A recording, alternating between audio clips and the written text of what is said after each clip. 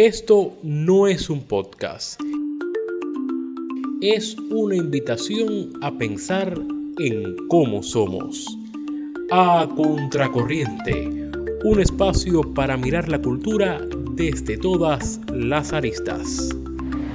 Un nuevo episodio de A Contracorriente y hoy daremos una mirada desde la cultura joven al fenómeno de la colonización cultural. Estaremos viendo cuán presente está no solo en la sociedad, sino en el quehacer también de los jóvenes creadores. Me acompaña, como es habitual en este ciclo de A Contracorriente, Yacel Toledo Garnache, presidente de la Asociación Hermanos Saiz. Bienvenido nuevamente. Sí, muchas gracias, un placer. ¿Cuán presente podemos valorar desde la cultura joven y también extenderlo a la sociedad? Porque es un fenómeno que no podemos desligarlo, por supuesto, está presente en todos los ámbitos, principalmente en el ámbito de la cultura. La colonización cultural propiamente dicha, ya viéndola como permea tanto. Sí. No, yo creo que sin duda las nuevas tecnologías, las plataformas digitales, hace que circule con mucha más facilidad una cultura extranjera, propuestas musicales, audiovisuales, en todos los ámbitos del arte de otras partes del mundo, lo cual indudablemente implica también riesgos. Yo creo que la cultura cubana, la sociedad cubana siempre ha sido capaz de mantener lo mejor de nuestra cultura, de nuestra identidad y también de disfrutar lo mejor de esa cultura, de esas propuestas extranjeras. Recordemos que, por ejemplo, la imprenta nacional, lo primero que se publicó después del triunfo de la Revolución fue precisamente El Quijote, o sea, que es una obra que no es cubana, pero siempre hemos tenido esa capacidad en la actualidad.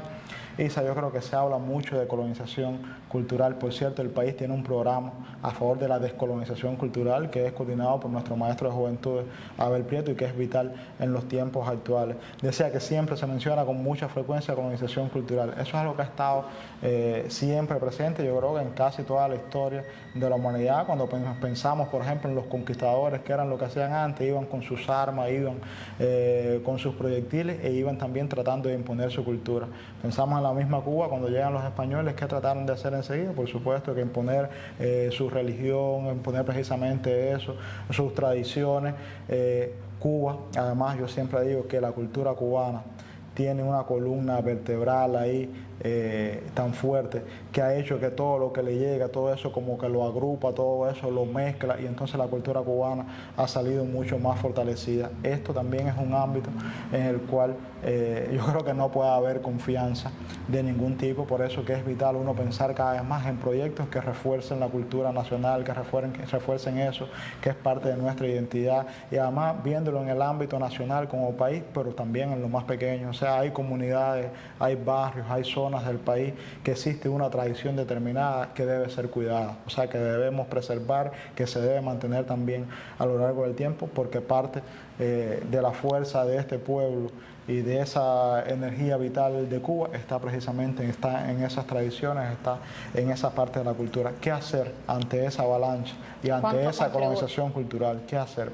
Yo creo que cada vez más pensar en proyectos que sean muy abarcadores desde el ámbito de la comunicación, desde todos los puntos de vista, porque por ejemplo una buena película cubana, un buen documental sobre una tradición, sobre la cultura o sobre un hecho determinado de la historia de la sociedad cubana, eso es una contribución tremenda, porque es algo que uno asegura, por ejemplo, llegar a grandes cantidades de personas. Si queda bien, es capaz de emocionar, queda guardado para siempre en la memoria de los públicos. O sea, pensar cada vez más en ese tipo de proyectos, en videoclips, en propuestas musicales que sean muy atractivas y que sean consecuentes con eso y no quedarnos solamente en esas propuestas. En lo personal, yo cada vez estoy más seguro que es vital llegar a donde están las personas, es vital ir a ese encuentro directo. Por eso es que en el país también en los últimos tiempos se le está dando tanta importancia ir a las comunidades con conciertos de parte de lo mejor que nosotros hacemos, con obras de teatro, es rescatar un poco también lo que hizo la Revolución Cubana en sus inicios. Algunos maestros nos hablan, por ejemplo, de aquellos cines móviles cuando se iba a poner películas, cuando se iba a poner documentales a las comunidades. Eso es algo que tenemos que seguir rescatando, pero en todos los ámbitos de la cultura. Para las personas que coordinan procesos, yo creo que es vital pensar cada vez más en eso, pero cuando a uno le llegan propuestas de ese tipo, yo creo que no importa los esfuerzos que tengamos que hacer, es vital concretarlo, hacerlo, por la importancia que tiene no solamente para el presente de la sociedad cubana, sino para nuestro futuro como nación, y todo eso también yo recalco, sin desdeñar lo mejor de la cultura internacional, lo mejor de la música internacional, lo mejor del cine que se hace en otras partes del mundo, porque eso, lejos de constituir un problema, eso también nos enriquece como nación, porque además nuestros creadores en esa interrelación también se nutren. Yo creo que es fundamental eso, o sea, seguir favoreciendo los intercambios y que confluyan creadores cubanos con algunos de los mejores de otras partes del mundo, porque esa retroalimentación es también muy positiva. Hoy cuando uno conversa con artistas de otras partes del mundo que llegan y que participan en eventos aquí en Cuba, se quedan asombrados por la fuerza de la música, por la fuerza de la cultura cubana de manera general. Hace poco estaba, por ejemplo, Pedro Pastor en nuestro país, uno de los compositores españoles más seguidos del momento, y él hablaba de Silvio Rodríguez, él hablaba de la cultura cubana, él hablaba de lo que sentía al caminar, por ejemplo, por La Habana, que es una ciudad que tiene un latir diferente como lo tiene Cuba. Eso es algo que nosotros tenemos que preservar. Por eso siempre digo, tratar que nuestra sociedad, nuestro pueblo, cada vez más se nutra de todo eso, pero hacer que otras partes del mundo, pobladores y públicos de otros países también consuman cada vez más la cultura de nuestro país.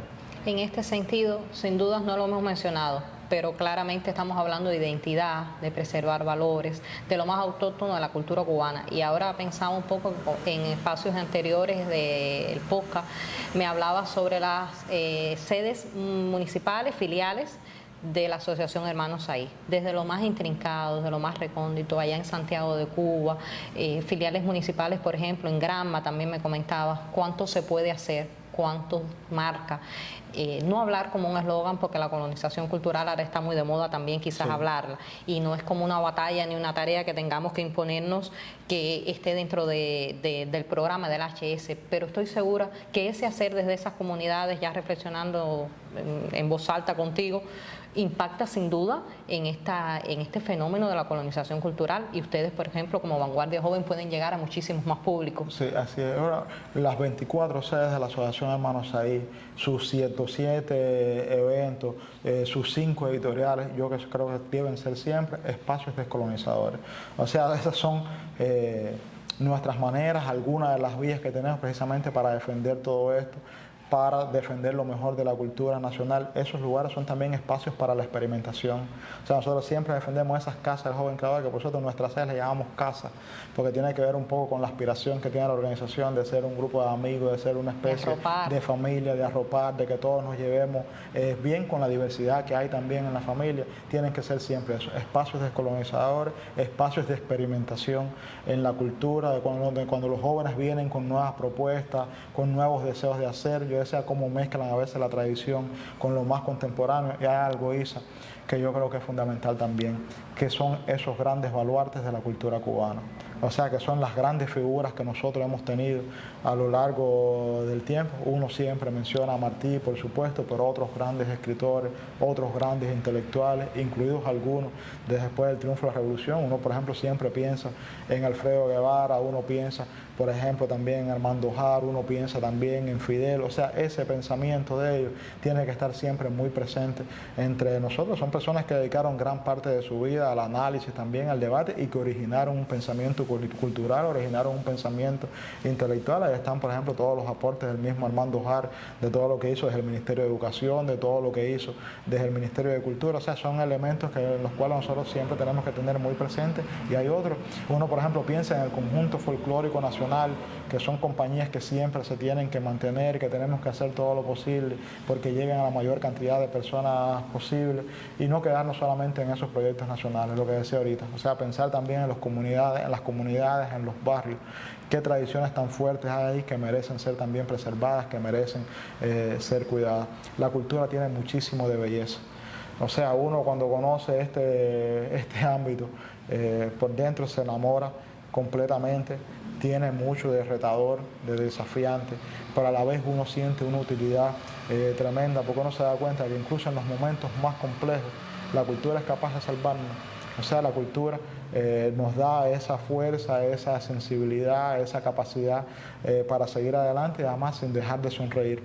Yo siempre pienso, no es casual que Fidel en algunos de los momentos más complejos, que la cultura es lo primero que hay que salvar.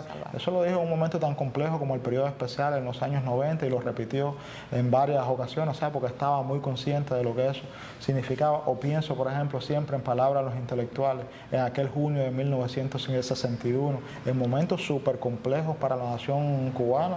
Recordemos, hacía poco había sido la invasión por Playa Girón, había gente también en el Escambray, estaba la campaña de alfabetización desde hacía muy poco, y en medio de todo aquello, Fidel sacaba tiempo para encontrarse con algunos de los intelectuales más importantes del país. Y a mí me gusta decir siempre que aquellos encuentros fueron más importantes, no solamente por lo que se habló, no solamente por lo que se debatió, lo fue sobre todo por lo que se hizo después, porque todos esos debates sirvieron para proyectar un camino, para irlo concretando a corto plazo, a mediano plazo, y eso es algo que tiene que garantizar, tiene que agradecer siempre la cultura cubana, y nos dice de la importancia que se le ha dado siempre a la cultura, que siempre debe ser así, buscando todas las alternativas posibles. Uno insiste mucho en esto de los nuevos códigos, las nuevas plataformas, cuánto más podemos hacer en ese sentido, porque quizás ya en los tiempos actuales no se trata de ir a un preuniversitario o a una escuela secundaria básica solamente a hablar, hay que ver cómo les hablamos, pero hay que ver qué otras propuestas le llevamos a ellos. Nosotros de la misma asociación Hermanos Ahí, cómo cada vez más podemos pensar en proyectos que sean atractivos, sobre todo para ese tipo de público, y además sean proyectos que sirvan para que se queden siempre en las escuelas, para que puedan ser revisitados, para que puedan ser consumidos. Uno siempre sueña en eso, en grandes audiovisuales, grandes proyectos que sean visitados, que sean disfrutados por miles de personas, por millones de personas, ojalá que Cuba y en otras partes del mundo, pero también ir a lo pequeño, que a veces en lo pequeño está también parte de eso más grande. Ahora mismo uno de los proyectos que más nos tiene a nosotros seducidos es la posibilidad de una película sobre Luis y Sergio Saiz Montes de Oca, los hermanos Saiz. O sea, es una película que está en camino, que está escrito el guión, que se han visitado locaciones. Uno cuando se adentra en la vida de esos muchachos, primero percibe dos jóvenes de 17 y 18 años de edad que eran muy miembros del movimiento 26 de julio, que eran seguidores de las ideas de Martí, que eran seguidores de las ideas de Fidel. Los dos escribían poesía, Luis, uno de ellos, tocaba el violín, los dos actuaron en obras de teatro, eran apasionados de la cultura y además eran unos amantes totales de Cuba como nación. Que eso se muestre, que se haga con belleza, yo creo que eso también sería un acto descolonizador que además queda también para siempre. La fuerza también de la vanguardia artística joven, de la cultura, hablábamos de historia también, historia, cultura, revolución. Son palabras que tomo para el próximo podcast. Ha sido muy interesante también compartir sobre colonización cultural.